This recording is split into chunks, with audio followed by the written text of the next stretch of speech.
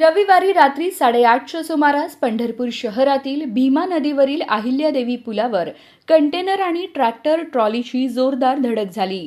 या भीषण अपघातात दोन्ही वाहने थेट पुलावरून खाली कोसळली.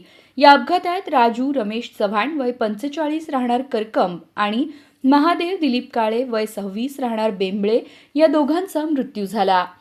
मिळालेल्या माहितीनुसार दगडू देशमुख यांच्या ट्रॅक्टर ट्रॉलीवर अरविंद काळे चालक होता आणि त्यात सुमारे 12 ऊसतोड कामगार विजया शुगर साखर कारखान्याकडे जात होते.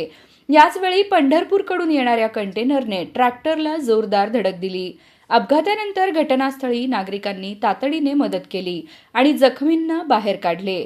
जखमींमध्ये लक्ष्मी राजेंद्र चव्हाण, सुवर्णा ज्ञानेश्वर पवार, अनिता भारत काळे, विनोद सुखदेव गोमटे, नाना हनुमंत काळे, देवांगी राजेंद्र चव्हाण, गुड्डन राजेंद्र चव्हाण, अरविंद काळे आणि ब्रिजेश कुमार यांचा समावेश आहे.